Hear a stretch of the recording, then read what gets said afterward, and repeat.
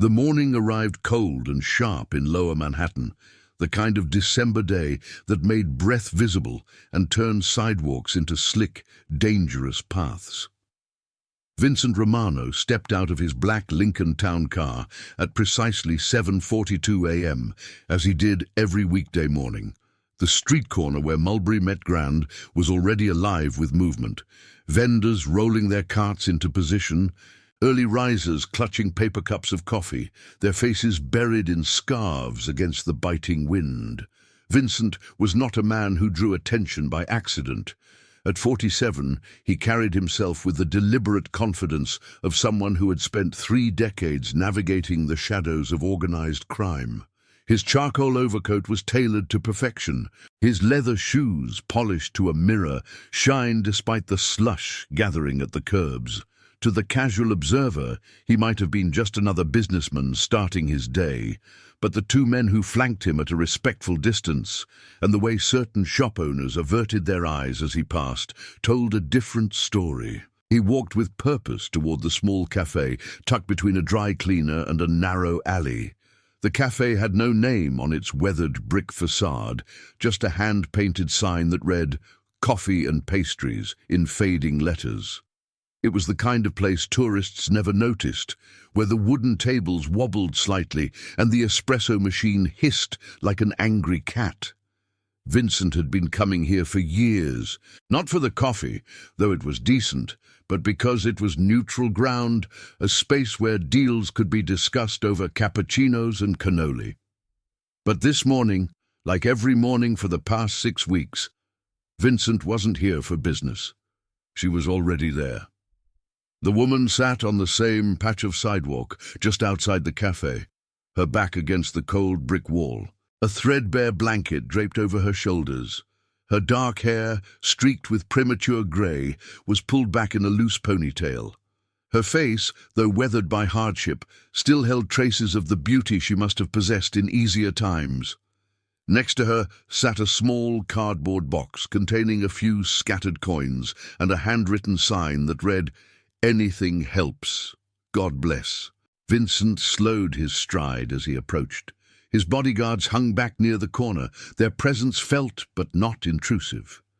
This had become routine now, this quiet moment that Vincent couldn't quite explain to himself, let alone to anyone else.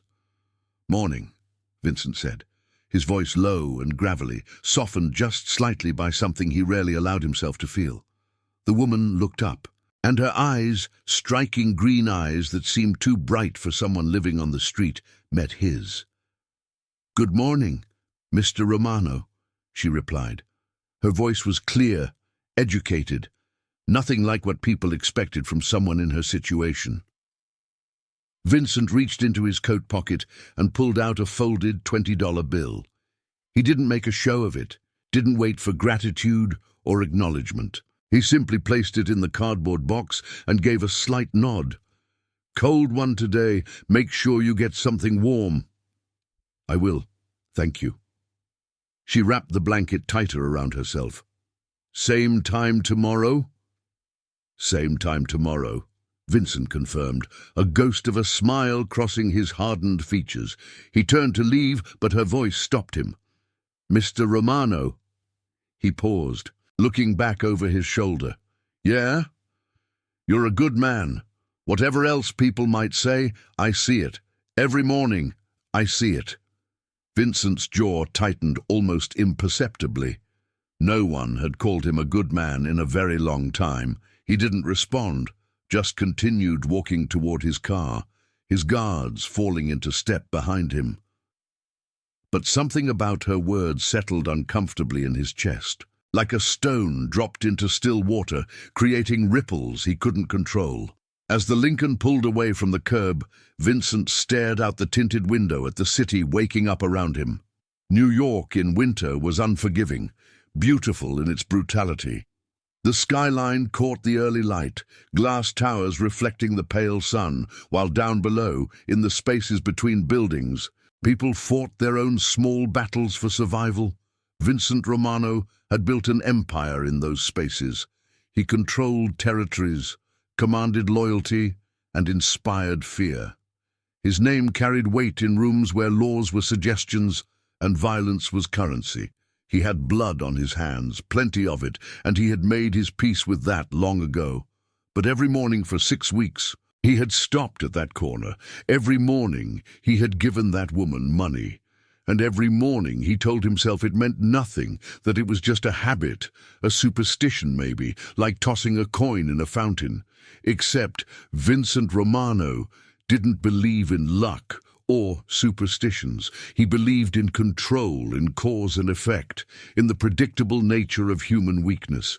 So why did he keep coming back? The car moved through traffic, heading toward his office in Tribeca, where his real day would begin. Meetings with associates, discussions about shipments and territories, the endless chess game of maintaining power in a world that wanted to take it from him.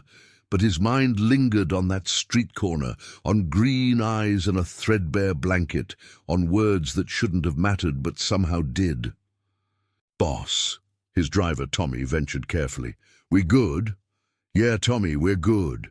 Vincent's voice was back to its usual hardness, the moment of vulnerability, locked away where it belonged. "Take me to the office. We've got work to do." The Lincoln navigated the narrow streets of Lower Manhattan, passing cafes where people gathered for their morning coffee, oblivious to the darker currents flowing beneath the city's surface.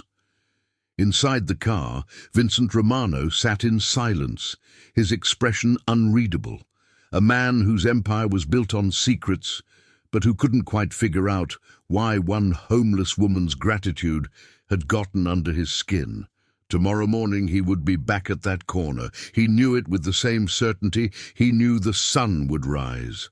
And the woman would be there too, waiting with her cardboard box and her unsettling ability to see something in him that he'd long ago convinced himself didn't exist. What Vincent didn't know, what he couldn't possibly know, was that tomorrow morning everything would change. The words she would speak would crack open the carefully constructed walls of his life, exposing truths he'd spent years burying. But for now, on this cold December morning, he was still in control, still the man who gave orders and expected obedience, still Vincent Romano, the mafia boss who helped the same woman every morning for reasons he refused to examine too closely. The city moved around him, indifferent to his internal struggle, magnificent in its winter morning glory. And somewhere behind him, on a street corner in Little Italy, a woman with green eyes folded a $20 bill carefully into her pocket and whispered a prayer for the soul of a man who thought himself beyond redemption. The Tribeca office building looked like any other in the neighborhood, glass and steel, modern and anonymous, the kind of place where tech startups and consulting firms rented space by the floor. But the top floor belonged exclusively to Romano Imports, a legitimate business that handled shipping and logistics, and which also served as the nerve center for Vincent's less legitimate operations. Vincent rode the private elevator to the penthouse level, his reflection staring back at him from the polished brass walls. He looked tired, he realized, though he'd never admit it. The lines around his eyes had deepened over the past year, and there was more grey in his dark hair than he remembered. 47 wasn't old, but in his line of work, it was experienced. It was survivor. The elevator doors opened directly into his office suite. The space was minimalist and expensive. Dark wood floors, leather furniture, floor-to-ceiling windows offering views of the Hudson River. His assistant, Maria, a sharp woman in her 30s who asked no questions and forgot everything she heard, looked up from her desk. "Morning, Mr. Romano. Coffee's already in your office. Mr. Castellano is waiting for you, along with Tony and Frank." Vincent nodded, shedding his overcoat and handing it to her.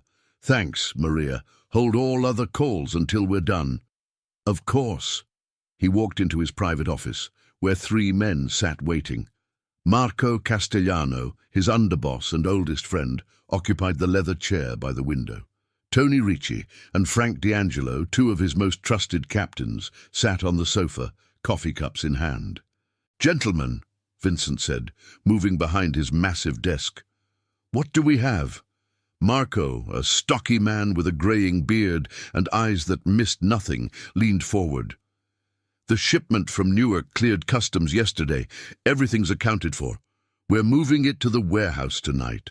Good. Any issues with the Port Authority? None. Our guy there made sure the paperwork was clean.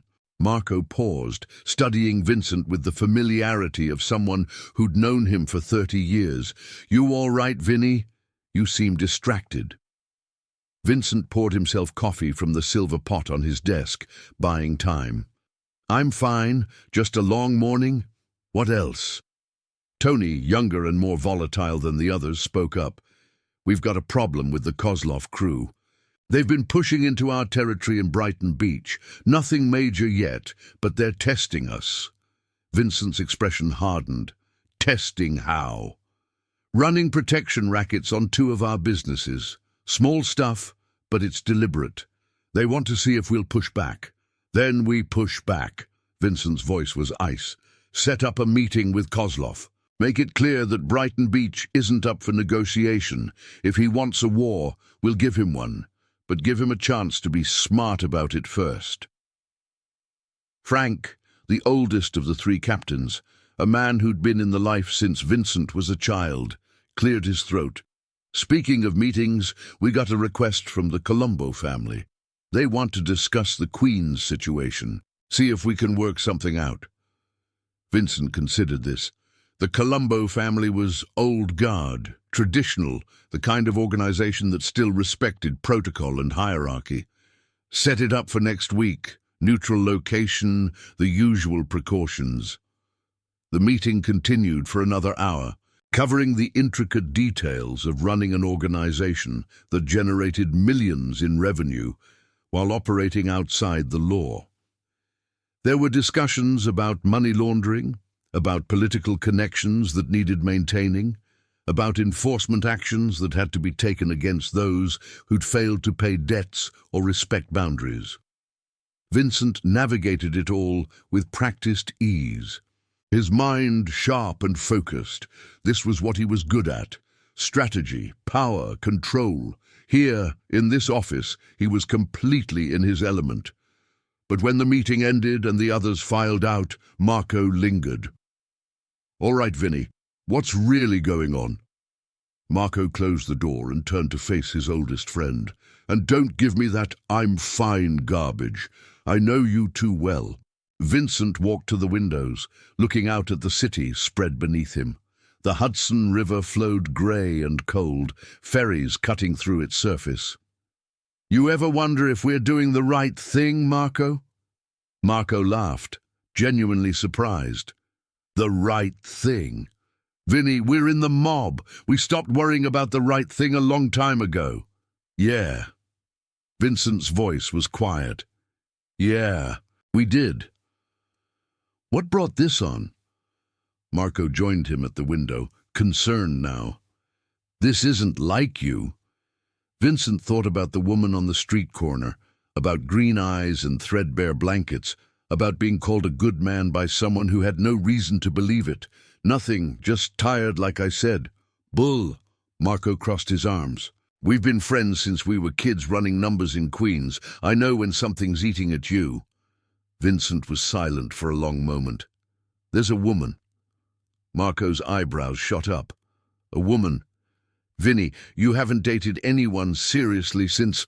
Not like that, Vincent cut him off. She's homeless, lives on the street corner by that cafe in Little Italy. I've been helping her, giving her money every morning. Okay. Marco drew the word out, clearly not understanding why this warranted concern. So you're doing a good deed. What's the problem? I don't know. Vincent turned from the window, frustration in his voice. I don't know why I keep going back. I don't know why it matters. She thanked me this morning, called me a good man, and it's been bothering me ever since. Marco studied his friend, understanding dawning. You're having a crisis of conscience. At 47, after 3 decades in this life, you're suddenly wondering if maybe we're the bad guys. We are the bad guys, Marco. We both know that. Yeah, but we're also the guys who keep our neighborhoods safe, who employ people, who maintain order when the system fails. It's not all black and white. Marco's voice softened. Look, you want my advice? Stop overthinking it. You help this woman because it makes you feel good. There's nothing wrong with that. It doesn't change who we are or what we do, but it doesn't make it meaningless either. Vincent wanted to believe that, wanted to accept the simple explanation. But something told him it wasn't that simple, that the woman on the street corner represented something larger, some question he'd been avoiding for years. Maybe you're right, he said finally. Of course I'm right. I'm always right. Marco clapped him on the shoulder. Now come on. We've got lunch with the union guys. They're expecting us at Teresi's in 20 minutes. The rest of the day proceeded according to schedule. Lunch with labor representatives who helped funnel money through union pension funds. An afternoon meeting with their accountant who made dirty money look clean on paper. A phone call with a judge who owed them favors. By the time Vincent returned home to his penthouse apartment overlooking Central Park, it was after 9 p.m. The apartment was silent and dark, expensive and empty. Vincent poured himself a scotch and stood at the windows, looking out at the park blanketed in snow, the city lights reflecting off the frozen landscape. He'd bought this place 10 years ago, at the height of his power. It had seemed like a symbol then, proof that a kid from Queens could own a piece of Manhattan's elite skyline. But tonight it just felt hollow, all this space with no one to share it with. Vincent thought about his ex-wife, about how she'd left him 8 years ago, unable to handle the reality of his life, the constant fear and moral compromises. He thought about the son he barely saw anymore, who'd gone to college in California and rarely came home, who looked at him with a mixture of fear and disappointment. And he thought about a woman on a street corner who had no apartment at all, who slept in a shelter or under bridges, who somehow still managed to see goodness in a man who'd long ago accepted his own darkness. Vincent finished his scotch and set the glass down with a sharp click against the marble counter. Tomorrow morning, he would go back to that corner. He would give her money again, and maybe they would talk a little longer. Maybe he would ask her name. He realized with some shame that he didn't even know her name. What he didn't know, what he couldn't possibly anticipate, was that tomorrow the woman would say something that would shatter the careful equilibrium of his life. Tomorrow, the walls he'd spent decades building would begin to crumble, and Vincent Romano would have to face questions he'd been running from since he was a young man, making his first terrible choices in the pursuit of power. But tonight, in his empty penthouse, high above the city, he was still in control, still the boss, still the man who gave orders and expected them to be followed. Tomorrow would be different. Tomorrow would change everything. Vincent woke at 6:00 a.m., as he always did, to the sound of his alarm cutting through the silence of his penthouse. The city beyond his windows was still dark, just beginning to stir, the first hints of dawn touching the eastern sky with pale grey light. He went through his morning routine with military precision. Shower, shave, dress. Today he chose a navy suit, crisp white shirt, no tie yet. He would add that in the car. He made espresso in his kitchen, the machine a top-of-the-line Italian import that cost more than most people made in a month, and drank it standing at the counter, looking out at Central Park, waking up below. By 7:15, Tommy had the Lincoln idling at the curb. Vincent descended in his private elevator, nodded to the doorman, and slid into the back seat. "Morning, boss," Tommy said. "Same route." "Same route," Vincent confirmed. They drove south through Manhattan, the streets getting narrower and more congested as they left the ordered grid of Midtown and entered the tangle of Lower Manhattan's historic neighborhoods. Vincent watched the city pass by his window. Early morning joggers in the park, delivery trucks unloading at restaurants, homeless people emerging from subway stations where they'd slept through the night. That last observation stuck with him. How many of them were there? How many people in this city of 8 million went to sleep not knowing where their next meal would come from, not knowing if they'd be safe through the night? Vincent had never thought much about it before. It was just part of the urban landscape, background noise in the symphony of city life. But now he found himself noticing, found himself wondering about the stories behind the faces. The car turned onto Mulberry Street at 7:38 a.m. Vincent felt his pulse quicken slightly, though he would never admit it. 4 minutes until he would see her again. "Pull over here," he told Tommy. The car stopped at the usual spot. Vincent's 2 bodyguards, who'd been following in a second vehicle, took up their positions. Vincent stepped out into the cold morning air, his breath misting, and walked toward the cafe. She was there, in her usual spot, the threadbare blanket around her shoulders. But something was different today. She was standing up, leaning against the wall, and she looked anxious. Her eyes scanned the street, and when they landed on Vincent, relief flooded her face. "Mr. Romano," she said as he approached. "Thank God. I was afraid you wouldn't come today." Vincent stopped, immediately alert. 3 decades in a world of threats and betrayals had honed his instincts to a razor's edge. "What's wrong?" "Nothing's wrong. She hesitated, then took a breath. "I need to talk to you. Really talk to you. Not just our usual morning greeting." Vincent glanced around, aware of his guards watching, aware of the early morning pedestrians starting to fill the sidewalk. "This isn't really the place. Please." She stepped closer, and he saw that her hands were shaking. "Just 5 minutes. There's something I need to tell you, something you need to know." Every instinct told Vincent to walk away, to maintain the boundaries he'd always kept between himself and the rest of the world. But something in her eyes, desperation, yes, but also determination, made him pause. "5 minutes," he said, "but not here. There's a diner around the corner. Come on." He led her to a small diner wedged between a laundromat and a bodega, the kind of place that had been serving coffee and eggs to neighborhood locals for 40 years.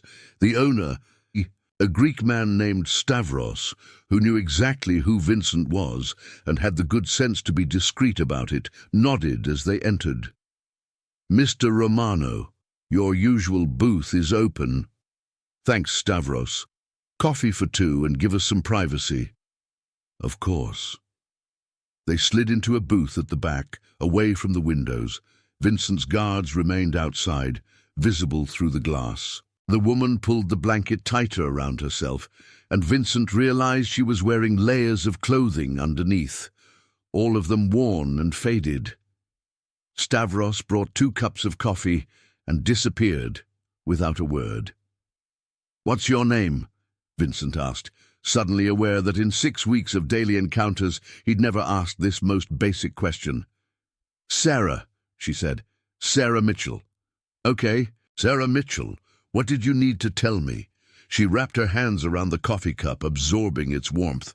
"First, I need to explain something about myself, about who I was before I ended up on the street."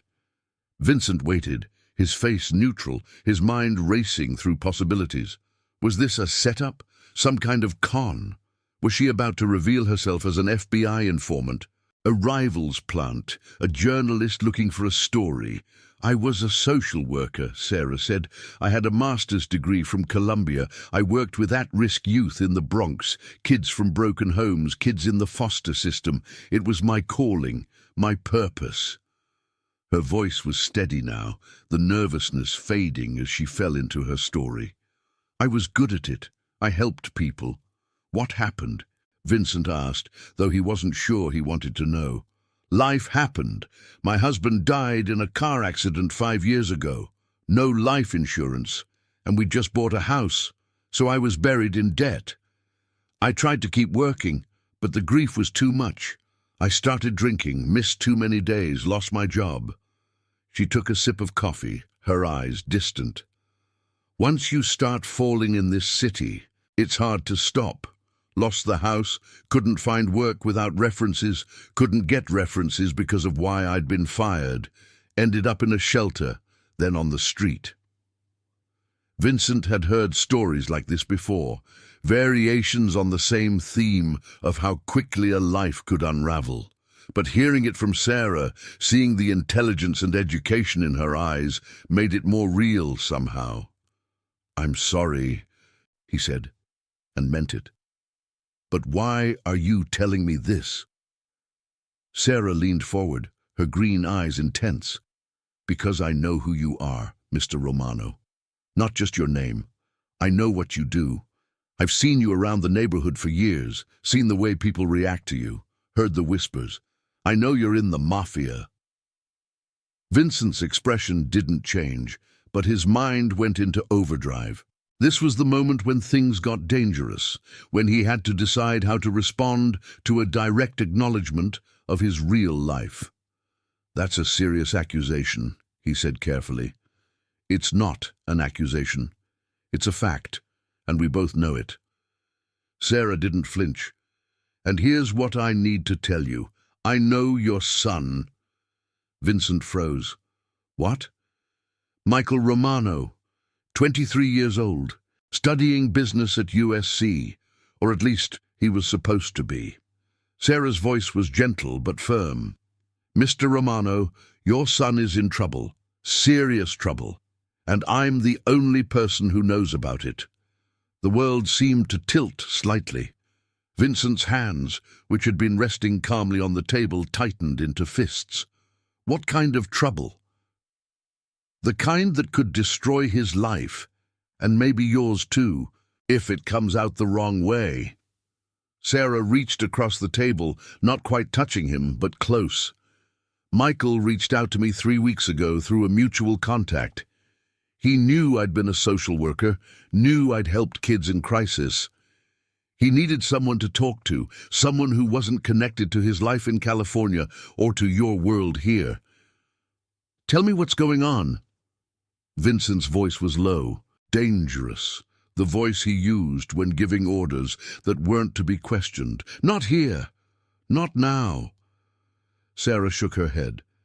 "This conversation needs to happen somewhere private, somewhere we can really talk, because what I have to tell you isn't just about Michael being in trouble, it's about why he's in trouble, and what it says about the life you've built, the choices you've made." Vincent stared at her, torn between rage at being manipulated and fear for his son, whom he loved despite the distance that had grown between them. "You could have told me this at any point in the last 6 weeks. Why wait until now?" "Because I needed to know what kind of man you really are." Sarah's voice softened. "I've been watching you, Mr. Romano. Every morning, you stop and help someone who can't help you back, who has nothing to offer you. You do it quietly, without fanfare, without demanding gratitude. I needed to see that before I could trust you with this." "Trust me?" Vincent nearly laughed. "Lady, you don't know me at all if you think—" "I know you better than you think," Sarah interrupted. "I know you're a man who's capable of kindness, even when it serves no purpose. I know you're someone who still has a conscience, even if you try to bury it. And I know that you love your son, even if you don't know how to show it anymore." The truth of her words hit Vincent like a physical blow. He sat back in the booth, his mind reeling. Outside, the city continued its morning routine, oblivious to the conversation happening in this small diner, oblivious to the fact that Vincent Romano's carefully controlled world was beginning to crack open. "Where?" he asked finally. "When?" "There's a church 3 blocks from here, St. Patrick's Old Cathedral. Meet me there tonight at 8 o'clock. Come alone, Mr. Romano. What I have to tell you isn't for your guards or your associates. This is between you, me, and the choices you're going to have to make about your son's future." Sarah stood up, pulling the blanket around her shoulders. "Thank you for the coffee. And Mr. Romano, whatever else happens, I want you to know that I meant what I said yesterday. You are a good man, somewhere under all the armor you've built up. I just hope you remember that when you hear what I have to tell you tonight." She walked out of the diner, leaving Vincent sitting alone in the booth, his coffee growing cold, his mind spinning with questions and fears, and the sudden, terrible understanding that his life was about to change in ways he couldn't control or predict. Tommy appeared at the booth, concerned. "Boss, everything okay?" Vincent looked up at his driver, his loyal employee who'd been with him for 15 years, who'd never asked questions, who'd never challenged him. "Yeah, Tommy, take me to the office. I need to make some phone calls." But as he slid back into the Lincoln and the car pulled away from the curb, Vincent knew that nothing was okay, that the comfortable certainty of his life had just been shattered by a homeless woman who somehow knew his deepest secret. That despite everything he'd built, despite all the power he'd accumulated, he was failing at the one thing that truly mattered. He was failing his son, and tonight in a church in Little Italy, he was going to find out just how badly.